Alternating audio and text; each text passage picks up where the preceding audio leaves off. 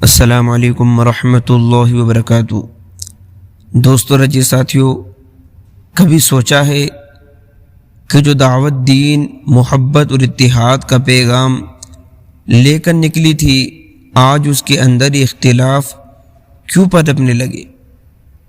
کیا تبلیغ میں اختلاف کی کوئی گنجائش ہے؟ آئیے قرآن و سنت کی روشنی میں اس حساس موضوع کو سمجھتے ہیں۔ اختلاف انسان کی فطرت کا حصہ ہے۔ قرآن میں اللہ تعالیٰ فرماتے ہیں وَلَا يَزَالُونَ مُخْتَلِفِينَ، وہ ہمیشہ اختلاف کرتے رہیں گے۔ سورہ ہود کے اندر فرمائے مگر دین میں اختلاف کی دو اقسام ہیں۔ رحمت والا اختلاف جو دلیل، ادب اور خیر خواہی پر مبنی ہو، زحمت والا اختلاف جو ضد، تکبر اور گروہ بندی کی بنیاد پر ہو۔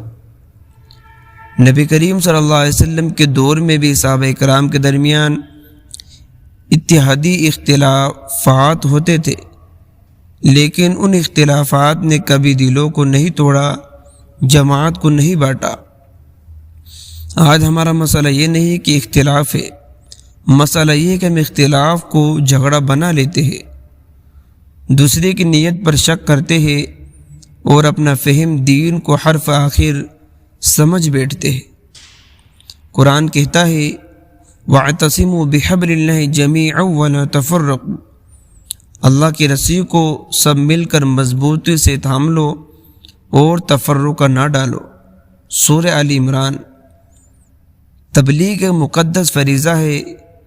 اس گروہی اختلافات کی نظر کرنا امت کی وحدت کو کمزور کرنا ہے۔ کہ ہم تبلیغ کے نام پر دعوت کے دروازے بند کر رہے ہیں، کہ ہم دوسروں کو قریب لانے کے بجائے خود دور ہو رہے ہیں۔ یاد رکھیں، تبلیغ کا اصل مقصد دلوں کو جوڑنا، توڑنا نہیں۔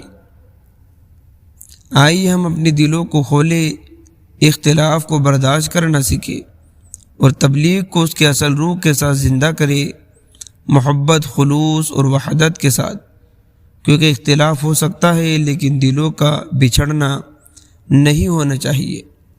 تو دوستو رجی ساتھیو، آج کی اس ویڈیو میں ہم نے تبلیغ میں اختلاف کے اوپر کچھ باتیں کی، کچھ قرآن کریم کی آیتیں بھی آپ کے سامنے پیش کی ہے۔ اب آپ لوگوں کی کیا رائے ہے؟